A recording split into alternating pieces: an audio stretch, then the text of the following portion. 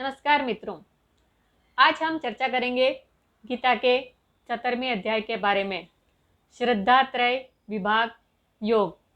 श्रीमद् भगवद गीता के 17वें अध्याय में भगवान श्री कृष्ण हमें श्रद्धा के 3 प्रकार सात्विक, राजसिक और तामसिक के बारे में बताते हैं। यह अध्याय हमें सिखाता है कि हमारी आस्था और कर्म हमारे जीवन की दिशा तय करते हैं। आइए जानते हैं श्रद्धात्रय विभाग योग का सार। पहले अध्याय का परिचय समझ लेते हैं। इस अध्याय में कुल 28 श्लोक हैं। श्रद्धात्रय विभाग योग का अर्थ है श्रद्धा के 3 विभागों का योग।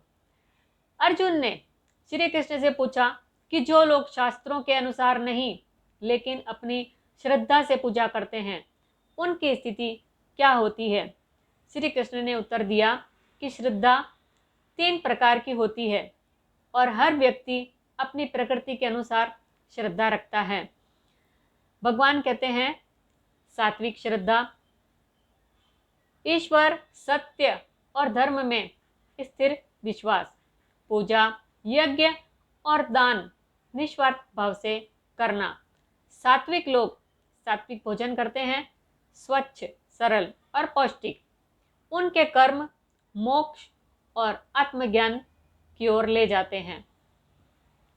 राजसिक श्रद्धा, इच्छाओं और फल की अपेक्षा से प्रेरित, पूजा और दान दिखावे या लाभ के लिए करना। भोजन तीखा, खट्टा, नमकीन और उत्तेजक होता है। उनके कर्म अस्थायी सुख और बंधन देते हैं। तामसिक श्रद्धा, अज्ञान और भ्रम से उत्पन्न, दूसरों को हानि पहुंचाने वाली पूजा या अनैतिक कर्म। बासी, सड़ा गला या अपवित्र भोजन पसंद करना।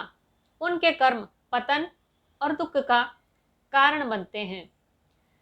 जीवन से क्या सीखने को मिलता है? श्रद्धा शुद्ध होगी तभी कर्म भी शुद्ध होंगे। यज्ञ, तप और दान के प्रकार भगवान विस्तार से इनको समझाते हैं।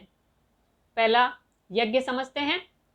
सात्विक यज्ञ शास्त्रों के अनुसार निस्वार्थ भाव से किया गया यज्ञ। राजसिक यज्ञ दिखावे, लाभ या स्वार्थ के लिए। तामसिक यज्ञ शास्त्र विरोधी, नियमों की अवहेलना करने वाला। तप यानी कि तपस्या, शारीरिक तप, ईश्वर की सेवा, स्वच्छता, ब्रह्मचर्य और सरलता। वाणी का तप, सत्य बोलना, प्रिय और हितकर वचन।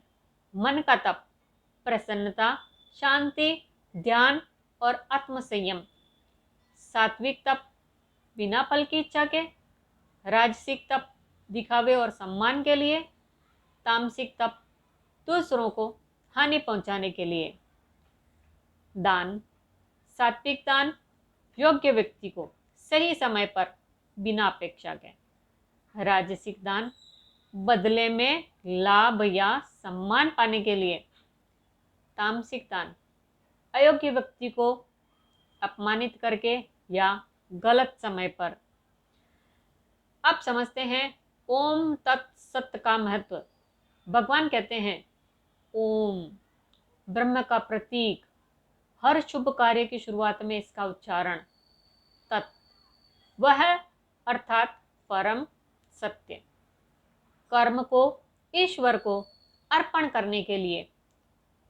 सत यानी कि सत्य, अस्तित्व और श्रेष्ठता का प्रतीक। इन तीनों का स्मरण और उच्चारण हमारे यज्ञ, तप और दान को शुद्ध करता है। जीवन में अनुप्रयोग समझते हैं। हर कार्य को ईश्वर को समर्पित भाव से करें। भोजन सात्विक और शुद्ध रखें, यह मन को भी शांत करेगा। दान करते समय केवल अपनी अंतरात्मा को साक्षी माने, समाज को नहीं। पूजा या भक्ति में दिखावा छोड़कर निस्वार्थ भाव अपनाएं। अध्याय 17 हमें सिखाता है कि हमारी श्रद्धा हमारी आत्मा का दर्पण है। सात्विक श्रद्धा अपनाएं और अपने हर कार्य को ईश्वर को समर्पित करें ताकि जीवन में शांति, सुख और मोक्ष का मार्ग खुल सके। जय श्री कृष्ण। तो साथियों, यह था 17वां अध्याय। अगर आपको यह वीडियो पसंद आए तो लाइक, शेयर और अगले अध्याय के लिए सब्सक्राइब करना न भूलें।